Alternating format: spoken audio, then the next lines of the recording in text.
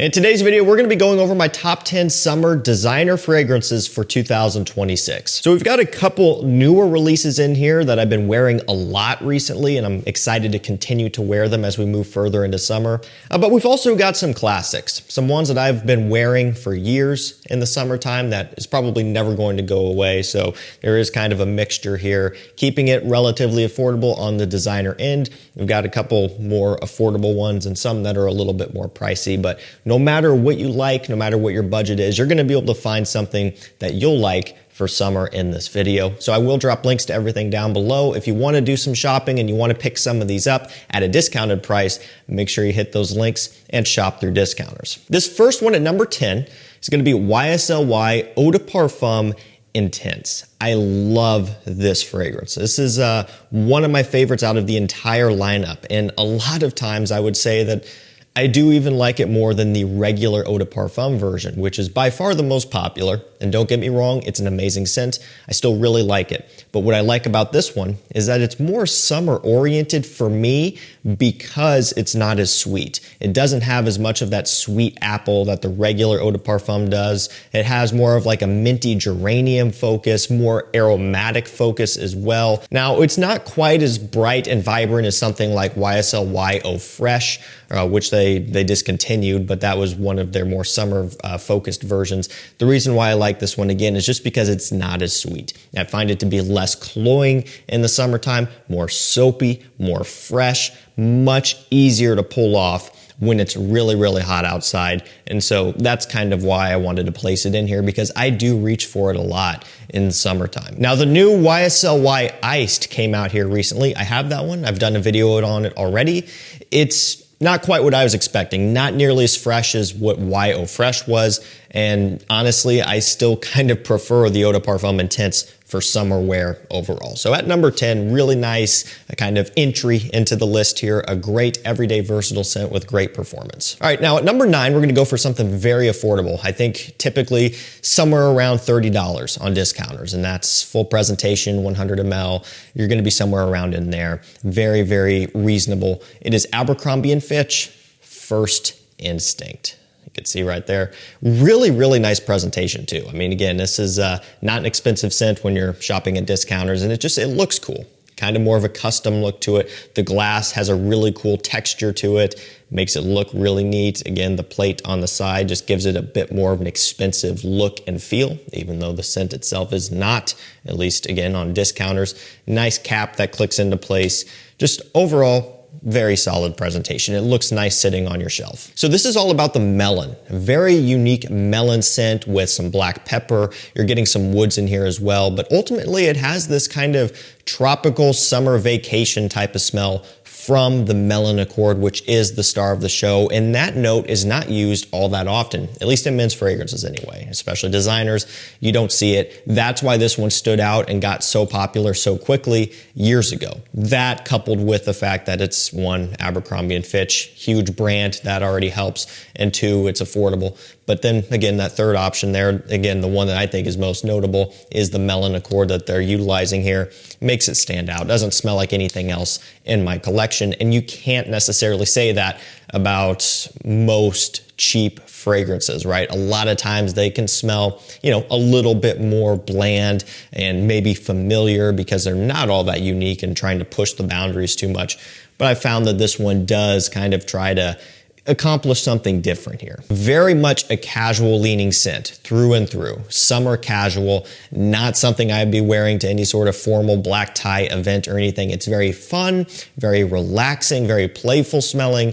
Again, perfect for a summer vacation. That's really what this smells like, at least to me, and that's what it makes me think of. So $30, fantastic for summer. Been around for years, but it is still a great choice. Moving on to number 8, we have Versace House Cobra. So this is not technically a designer brand, right? It's a clone brand, Versace. However, it very much is a designer price. So I wanted to go ahead and throw it in here anyway. And it also is a clone of a very expensive designer fragrance. And when I say clone, it is, to me, technically a clone of Louis Vuitton Imagination. However, there is a little bit of a variance as well, which I'll explain here in a minute. But ultimately, wanted to throw this one in anyway because super affordable. Typically $40, $45 for this one. Now we've got green tea, we have musk, we have ginger, amber, and even some cinnamon. And so the way I look at this one is it very much is in that Louis Vuitton imagination direction. From the green tea, from the musk, from some of the other citrus in here, it has that kind of cooling, refreshing, peppery smell. But I would say that Cobra has a little bit more of a warm spice to it,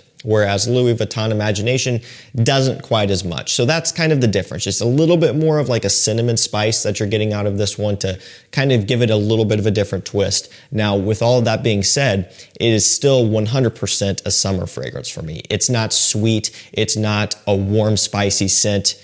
In general, it just has more of that up against that original expensive Louis Vuitton scent, which I don't really hate. I think that oftentimes when these brands kind of take a very popular DNA and they do a little bit of a twist on it, that's beneficial. I think it can make things less redundant. I think it can add potentially some uniqueness to a scent, or it gives you something a little bit different to go after, especially if you already have that original. And that's what I like about this one. It does have a very expensive and premium smell to it. And I think that's one of the reasons why Imagination has done so well and has been so popular. It just has a classy, refined, expensive smell that it works great in the warm weather, spring and especially summer. And this one's no exception. Very affordable, great alternative, and a great performer as well. Moving on to number 7, we have Versace Eros Energy.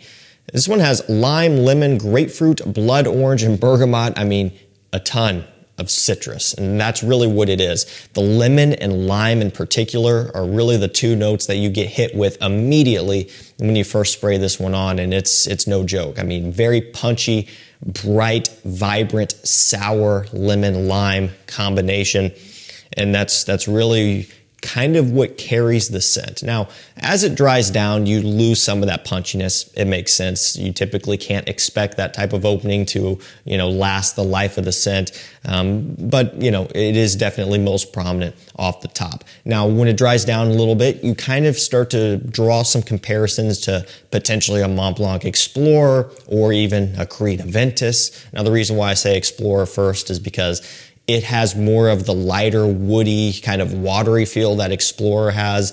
It doesn't have the same level of Creed Aventus depth that Aventus and some of the other clones like Armaf Club de Nuit Intense Man and a few others have. So it's a little bit more subdued, but definitely somewhat similar to Aventus, just way, way more citrusy, way more punchy, especially off the opening. And if you could probably tell, it's definitely best for summertime. The name, the bottle, the note breakdown, and most importantly, the smell very much makes that clear. Great for summer, pretty affordable on discounters now. The price has come down since when it was first released, of course. So one that you could pick up for a good price and get a ton of use out of. Moving on to number 6, we have the new Dolce & Gabbana Light Blue Eau de Parfum. 2026 release, just came out. FragranceNet actually had some of these in stock. I don't know, maybe a couple weeks back, something like that. So I ended up picking one up then below retail, which was nice. Kind of happened quicker than I was expecting. And I've really been enjoying this one. It caught me off guard. Not at all what I was expecting, but in a good way. It's got mandarin, C notes. You've got some ambroxan in here as well. Smells really nice. Great atomizer on it too. Pumps out a lot, but smells so good. A very creamy orange note. Creamy, smooth, just a little bit sweet, but then you get this nice saltiness underneath, and then just, of course, kind of a watery feel that you kind of expect from light blue. Now, from everything I've seen online, Light Blue Eau Intense is going bye-bye. That's just, I can't confirm it, but that's what everybody's saying. And I guess kind of everybody's looking at this as the replacement to it. So I'm not exactly sure how that's going to work out. I know that I love Light Blue Intense. And I can also tell you that this and Light Blue Intense are wildly different. Okay, so there's really not much of a correlation between the two. Light Blue Eau Intense is, I would say, much fresher overall. There is a bit of a creaminess to this one, especially from the mandarin that they're using here. So just different scents. This one also isn't quite as salty as Eau Intense either. So something to keep in mind, but that's just kind of, how I'm viewing this one right now. Still very much a summer-oriented fragrance. This is not something I'm reaching for in fall or winter. Potentially spring, but I think I typically like something more green in springtime. So it kind of leaves summer, and it is a great one for summer. I mean, I've worn sweeter things than this in summertime, and it's been fine. So this one really, to me, not too overpowering in that regard. But like I mentioned, it wasn't what I was expecting at all. I guess I don't know what I was expecting. So one that has grown on me a lot, caught me off guard at first. I didn't know what to think about it. As I continued to revisit it, wear it, smell it, test it over a period of time, I started to like it more and more. So this one landed at number 6 in this video, really solid for being, pretty much brand new. And I could see it being in my rotation throughout the rest of the summer. Breaking into the top 5, we have another new release. Was this? I think this one came out this year, or maybe end of last year, but I think it was this year. John Varvatos Artisan Costillero. So this to me is somewhat like old school John Varvatos. Now, maybe not quite, but it more so goes in that direction than some of their other new releases have. This one has mandarin orange, aquatic notes, nectarine, and lemon. So interesting note breakdown. We've got a couple notes in there that you don't see all that often, nectarine being one. There's also, I believe, Karma Floor, which I didn't even write down because I don't know what it smells like, but that is in there too. So kind of a little bit of an interesting twist. I like the nectarine. That's kind of a fun one.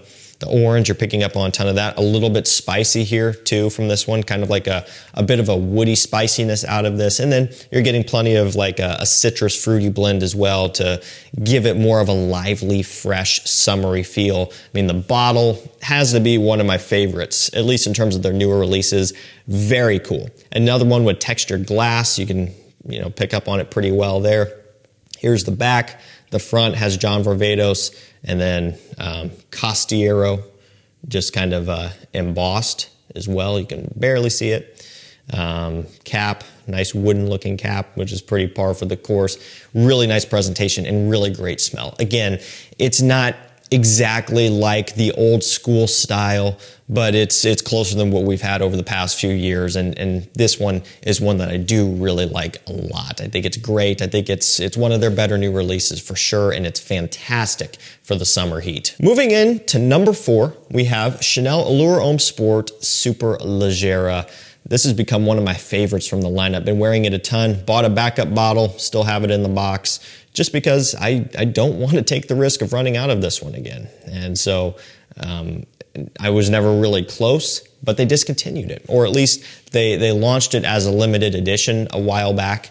Then you couldn't get it anywhere. And now it's back. Maybe it's back to stay. Maybe that's just what they're telling us. Or maybe it's going to go away again. I don't know, but I just grabbed another one just in case. This one has white musk, citruses, orange, and grapefruit. It's still going to be similar to Allure Homme Sport. You even have some characteristics from Sport Eau Extreme, but it's interesting because it opens up more vibrant, but it still has kind of a nice, smooth and creamy, like very, very refined dry down as well. So it's a weird hybrid where it's brighter off the top, but then still has a nice, smooth, kind of creamy, slight sweetness in the dry down too. So it just, I don't know, it's like it's amplifying the best parts of Chanel Allure Homme Sport and also amplifying the best parts of Sport Eau Extreme. It's like they're really trying to add more of a vibrance, that Sport maybe didn't have as much. They're trying to bump that up. And they're also kind of leaning into, that kind of smooth Tonka creaminess that Sport Eau Extreme has. So they're just kind of working those two scent DNAs, in my opinion, and kind of throwing in a little bit of a twist as well. One that when it first came out, I was not really expecting to like all that much. I kind of thought that it looked like a filler release on paper, although ended up being very wrong. One that I love wearing. And now that I have a backup bottle, I wear it so much more because I'm not stressed that I'm going to run out and never be able to get it again. At number 3, we have Dior Homme Cologne, one of my favorite bottles from the brand because you can see that kind of coloration, that light blue coloration to the liquid inside there. Just really, really cool. Refreshing, clean, blue looking. It has bergamot, grapefruit blossom, and musk. Only gave you 3 notes on this one, and that's plenty, to be fair. There's really not a whole lot else going on in this one. Bright, citrusy, vibrant, smells like a pitcher of iced cold, sweetened lemonade if you're sitting outside on the porch. That's really what it smells like in the summertime. I should add. Just so good. Vibrant, juicy, bright, uplifting. It smells like summer. That's really what this one is. A nice summer mid-morning, early afternoon before it's sweltering hot. Just enjoying the weather. That's what this one's all about. Not the best performer. It disappoints people in that regard. But this is one that you can bathe in and not really offend anybody. It's kind of expensive, so you don't necessarily want to do that, but it is an option. It smells like the season of summer. That's why it's been in this video probably since the beginning. Every year that I've done this type of video, I've had to throw this one in there because it is amazing for this time of year. At number 2, we have Rabanne Invictus Aqua. This is the 2024 re-release. You can see the Rabanne logo up top. That's kind of how you can tell them apart. Now, if you have this up next to a 2016 in person, you can also tell this has more of a color to it. The 2016 is more frosted looking in general. So again, you can tell them apart side by side. It's all about the yuzu, the citrus, the bergamot, the ambroxan. You get a little bit of a sea saltiness in here as well. Bright, punchy, vibrant, summery. This is my go-to pool scent and lake scent, no matter what, either one. Basically, any water-based activity in the summertime, if I'm wearing a scent for that, it's going to be Invictus Aqua. Why? Because it has a tendency to withstand water. It doesn't wash off super easily like a lot of other scents might. So if you jump in the lake, you jump in the pool, this still will hang on for a little while. Now, it's not perfect. Eventually, it will start to wash off, but you kind of have to work at it a bit. And I've always had that experience, even from Invictus Aqua 2016. That's kind of where that started. Love 2016. And then when they re-released this is one that I also wear quite a bit because, well, I can get it and I don't have to wear my 2016 bottles. Not that it really matters too much anyway. But yeah, this is another one that just smells like a fun summer day out in the sun. Really nice, great performer, great compliment getter here at number 2. All right, so what's going to be at number 1? Another newer release that kind of took me off guard a little bit, but it also makes a ton of sense. And this is par for the course. This is what these designer brands are doing these days. This is Acqua di Gio Eau de Parfum Intense by Giorgio Armani. Nice looking bottle, cool gradient. You've got like the dark elixir type style, Acqua di Gio elixir, but then to a nice light gradient down below. Eau de Parfum Intense, click cap, not magnetic. Just the general works. This one has marine notes, green apple, woods, and bergamot. Now, I was just talking about this is what these designer brands are doing these days. What do I mean by that? This smells quite a bit like the discontinued Acqua di Gio, one that you can actually still purchase right now for basically the same price as this. It's going to be Acqua di Gio Absolute. Yes, this does smell quite a bit like Acqua di Gio Absolute. And for those who are unaware, that would be this guy right here, wooden cap, kind of that cool looking coloration in there. It doesn't look like what it smells like. Very fruity, bright, slightly bubblegummy. You wouldn't expect that out of this look. It looks much more classy than what it probably is. But this guy, yeah, they do smell very similar. I wouldn't say exact. I would say that they have made some changes in the Eau de Parfum Intense version, although still heavily inspired by, very similar, without a doubt. Fruity, bright, another one that just smells summery, relaxing. It's not going to be overly, classy smelling or refined or mature smelling like maybe the Parfum version is, for example. It just has more of a playful, fruity, kind of easygoing, carefree, summer vacation type of smell. And so, again, going back to what I was saying, they're just, I guess, trying to consolidate or maybe simplify the lineup because this bottle fits in better with what the other ones look like. The naming, style or the naming convention fits in more so with the others as well. So I think that maybe that's just what they're doing. I mean, they did it with Armani Code, that Armani Code Profumo, they discontinued, kind of re-released. Armani Code Absolute, they discontinued, then kind of re-released into different bottles with different naming variations. So it seems like that's what they're doing. And that's fine, because now we have this again. And I do really like this DNA. I liked it in the Absolute version down there. I also still like this one as well. And it's at number 1 because it smells great. If you want something that is just carefree, that is just just summer oriented and kind of one that puts you in a good mood for summertime when it's hot out. This is it right here. It smells phenomenal. Alrighty guys, that's gonna do it for me. My top 10 summer designer fragrances for 2026. If you wanna do some shopping and you wanna pick some of these up at prices below retail, hit the links down below. Thank you so much for watching. Stay safe, stay healthy. We'll see you tomorrow with another one. Take care.